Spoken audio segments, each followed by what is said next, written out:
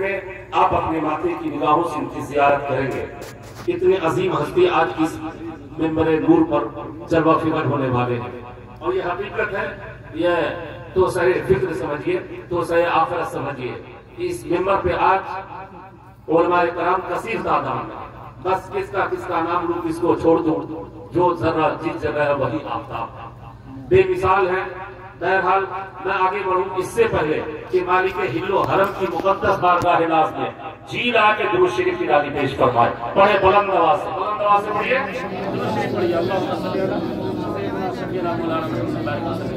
صلاۃ و سلام علیک یا رسول اللہ صلی اللہ علیہ وسلم. کسان سے حسان بولے، فدائے حامل قرآن بولے، ادب کا مطرح تابان بولے، غلام موتی ایمان بولے. ایک مرتبہ اور درود پاک پڑھیے. اللہم صلی علی مولانا محمد طب القلوب ودوائها وعافیت الابدان وشفائها ونور الابصار وضیائها وآلہ وصحبہ دائما ابدا. میرے محترم، بات صرف اتنی ہے، رب کا اعلان عام ہے قرآن مقدس کے اندر.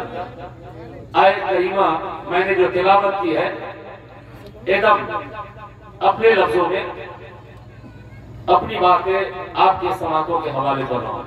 18واں پارہ سب سے پہلی آیت ہے قد افلح المؤمنون.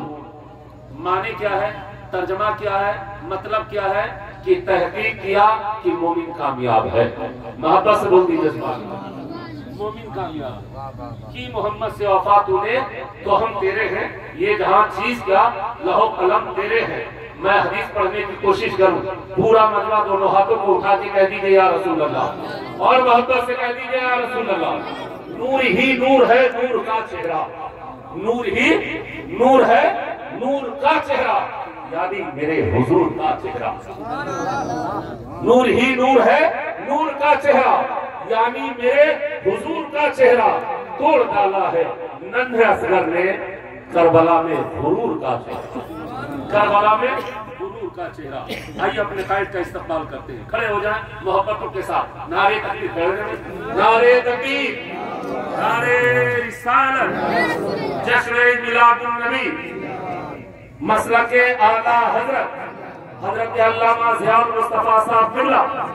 نعرے تکبیر، نعرے رسالت.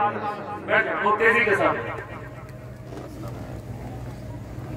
بڑھ جائیے، ایک پر بیٹھیے.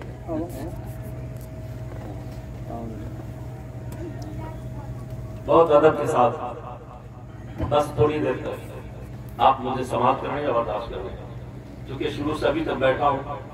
بیٹھ وقت کی قدر کرنا سیکھیں. بہت تیزی کے ساتھ عقیدت و محبت کے ساتھ درود شریف پڑھیں. محبت سے بولیے درود شریف، آواز سے پڑھیے.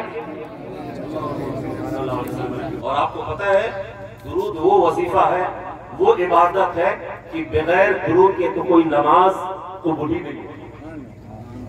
جی اگر آپ اجازت دیں، حضرت بیٹھے ہیں، میں ایک حدیث پڑھوں. محبت سے بول دیجیے سبحان اللہ. سب سے پہلے میں مبارکبادی پیش کرتا ہوں مشفق محترم عبد الجبار صاحب قبلہ اور میرے بڑے بھائی محمد عباس صاحب قبلہ. ان کے والد محترم حاجی صاحب قبلہ بھی اسٹیج رسول پہ جلوہ ہیں. حدیث شریف پڑھ رہا ہوں اور سچی عقیدت ہے، اور میں یہ پیغام دے رہا ہوں آج کی اس محفل میں کہ مجھ سے کیا پوچھتے ہو دوستو حقیقت رسول کی. مجھ سے کیا پوچھتے ہو دوستو حقیقت رسول کی. قرآن اٹھا کے دیکھ لو سیرت رسول کی. تاریخ کہنے میں ایک شیخ کیا کہ صدیق کے انگوٹھے میں ڈسنا پڑا اسے.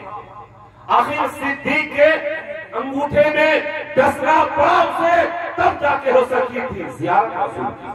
تب جا کے ہو سکی تھی زیارت رسول کی. اب میں حدیث شریف آپ کے حوالے کر رہا ہوں، اور رب کی بارگاہ میں دعا ہے کہ اللہ ہمیں اور آپ کو عمل کی توفیق.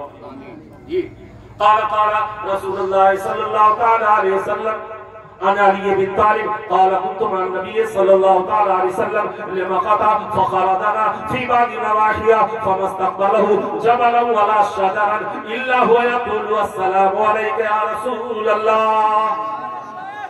شریف ہے، جلد ثانی ہے، صفحہ نمبر 203 ہے، باب فیات النبوہ، حدیث نمبر 170 نمبر 1718 ہے. کسی شاعر نے کہا تھا درود مصطفیٰ سے دل کو جو غمی کر لے، درود مصطفیٰ سے دل کو جو غمی کر لے، فقیری میں بھی پیدا ہوں میں شہنشاہی کا۔ درود پاک جو پڑھتا ہے دیوانہ محمد کا، اسے دیدار تو ہوتا ہے روزانہ محمد کا۔ آئیے عقیدت کے ساتھ ترجمہ سماعت کریں۔ اللہ کے نبی صلی اللہ علیہ وسلم ہے، وادی مکہ ہے، پہاڑوں سے گزر رہے ہیں، رہ گزر کے درمیان پہاڑوں کا دونوں طرف جھرمٹ گزر رہا تو ایک آواز، بڑی سریلی آواز، بڑی بلند بھری آواز، پاکیزگی کے ساتھ وہ آواز حضرت علی کے کانوں سے ٹکراتی ہے۔ آواز کیا ہے؟ الصلاۃ والسلام علیک یا رسول اللہ، الصلاۃ والسلام علیک یا حبیب اللہ۔ حضرت علی دائیں بائیں آگے پیچھے دیکھنے کے بعد عرضی پیش کرتے ہیں محبوب کائنات کی بارگاہ میں، اللہ کے نبی پہاڑوں میں آپ کا کون بڑا عاشق ہے جو آپ پہ درود و سلام پیش کر رہا ہے؟ محبوب کائنات فرماتے ہیں علی قریب آئیے، بولیے سبحان اللہ۔ اللہ کے نبی فرماتے ہیں قریب اور قریب آئیے۔ جب حضرت علی قریب آئے تو میرے آقا نے اشارہ فرمایا وہ پتھر ہے، اس پتھر کے اوپر بھی ایک پتھر ہے جو تیرے نبی پہ درود و سلام پیش کر۔ پتھر ہو کے بے جان پتھر۔ حیرت ہے، افسوس ہے، آج لوگ درود و سلام پہ گفتگو کرتے ہیں۔ میں تو یہ پیغام دینا چاہتا ہوں پورے بھارت میں نہیں، پوری دنیا میں، اور بالخصوص آپ کو اس پر ناز کرنی چاہیے کیونکہ آپ اہل سنت والجماعت سے تعلق رکھتے ہیں۔ جی انسان تو بے جان سا پتھر بھی نہیں ہے، تو کوئی فرشتہ یا پیغمبر بھی نہیں ہے۔ انسان تو بے جان سا پتھر بھی نہیں ہے، تو کوئی فرشتہ یا پیغمبر بھی نہیں ہے۔ تو ان کا چشمہ یا سمندر بھی نہیں ہے، پر رب کی نگاہوں میں تو کمتر بھی نہیں ہے۔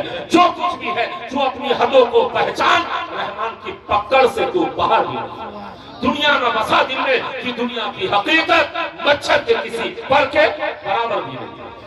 اس لیے میرے پیاروں نمازوں کی پابندی کریں، اپنے اندر دین و شریعت شامل لگے، اٹھنا بیٹھنا کھانا پینا شادی بیاہ ہر موقع پر جب سفر پہ نکلے تو نبی کی سنت کو زندہ کر کے اس پہ عمل کر کے دنیا کو پیغام دیجئے کہ جب ہم سفر کریں تو وضو کر کے گاڑی پہ بیٹھے تو دعا کے ساتھ بیٹھے تاکہ حادثہ سے بچیں۔ جب ہم بیت الخلا جائیں تو بھی سنت رسول کو سامنے رکھتے ہوئے اس پہ عمل پیرا کریں، اور داخل ہونے سے پہلے جو دعا ہے اسے پڑھیں۔ سونے سے پہلے باوضو ہو جائیں، بستر پہ جائیں، آپ اس کی بھی دعا پڑھیں۔ بہت مشہور ہے، آپ کو دعا نہیں آتی قل شریف پڑھ لیجئے، سورۃ الفاتحہ پڑھ لیجئے، ایسے تو دعا بہت مشہور ہے۔ اللہم بسمک اموت واحیا، بسمک ربی وضعت جنبی وبک عرفہ، ان امسکت نفسی فاغفر لها وان ارسلتها فاحفظها بما تحفظ به عبادك الصالحین۔ محبت سے بولیے سبحان اللہ۔ اب نکاح کے تعلق سے میرے آقا علیہ الصلوۃ والتسلیم نے فرمایا نکاح کرو میری سنت ہے، نکاح کرو میری سنت ہے، اور میرے آقا نے فرمایا نکاح آسان ہے، اور اتنا آسان ہے، اتنا آسان کہ آج جو ٹی وی کے سرخیوں میں، اخبار کے سرخیوں میں پہلے اعلان ایک لڑکا لڑکی کے ساتھ غلط، یہ ہمارے نظریات کے خلاف، سماج کے خلاف، دین کے خلاف ہماری لڑکیاں مرتد ہوتی چلی جا رہی ہیں۔ اس کی وجہ یہ ہے میں نے شادی کو دوسرے کے دیکھا دیکھی اتنا زیادہ قیمتی بنا دیا ہے۔ اسلام نے تو صرف کہا تھا لڑکا کو لڑکی پسند ہو، لڑکی کو لڑکا پسند ہو، بس دین کے ساتھ، شریعت کے ساتھ مہر مقرر کرو، اور پھر لڑکا والا ولیمہ کرے، لڑکی پہ کوئی ظلم و زیادتی نہ ہونا۔ جی میرے آقا نے فرمایا قال قال رسول اللہ صلی اللہ تعالی علیہ وسلم من احب سنتی فقد احبنی ومن احبنی کان معی فی الجنہ۔ محبوب کائنات فرماتے جس نے میری سنت سے محبت کی اس نے مجھ سے محبت کی، اور جس نے مجھ سے محبت کی وہ جنت میں میرے ساتھ داخل ہوگا۔ اسی لیے تو قلندر لاہوری کہتے نا کہ محمد سے وفا تمہیں تو ہم تیرے ہیں، یہ جہاں چیز کیا لہو قلم تیرے ہیں۔ اس لیے میرے پیاروں شادی بیاہ کو ایک دم آسان کرو، آسان خرچ کم ہو۔ اللہ کے نبی کی عظیم سنت جب ہم ادا کرنے لگے تو اس کو ذہن و فکر میں رکھے کیا کرنا ہے، بس یہ ہے کہ لڑکی والوں پہ فرمائش نہیں کرنی۔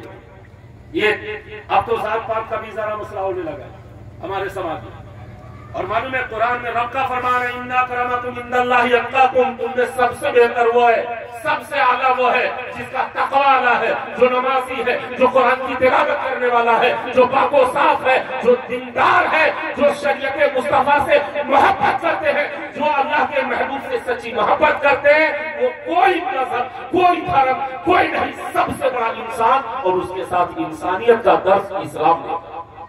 محبت و اخوت و صداقت کا درس اسلام دیتا ہے۔ معنی ہی اسلام کا امن ہے، بھائی چارہ ہے، پریم ہے، شانتی ہے، اخوت و صداقت کا درس اسلام دیتا ہے۔ کہ اللہ کے نبی صلی اللہ علیہ وسلم نے فرمایا محبت تو اتنی اہم چیز ہے نا، میرے آقا حدیث رسول ہے، میرے آقا فرماتے ہیں کیا؟ ان من خیارکم احسنکم اخلاقا، تم میں سب سے اچھا وہ ہے جس کا اخلاق اعلیٰ ہے۔ اسی لیے ہمیں نفرت کی ضرورت نہیں، ہمیں محبت کی ضرورت ہے۔ نکاح کو اتنا آسان کیجئے کہ بلاکاری کا جو کیس ہے ختم، جو لڑکیوں کی عمر بڑھتی جا رہی ہے آسانی کے ساتھ دین میں رہ کر، شریعت میں رہ کر اس کے نکاح کرا دیا۔ اس لیے میرے پیاروں زیادہ وقت لینا مناسب نہیں ہے، کیونکہ ہمارے بعد بھی اور بھی لوگ ایک دو شاعریہ خطیب بچے ہیں، وہ بھی وقت کا خیال کرتے ہوئے بس دونوں عالم میں تجھے مطلوب گر آرام ہے، تھام لے ان کا دامن جن کا محمد نام۔ وما علینا الا البلاغ۔ السلام علیکم۔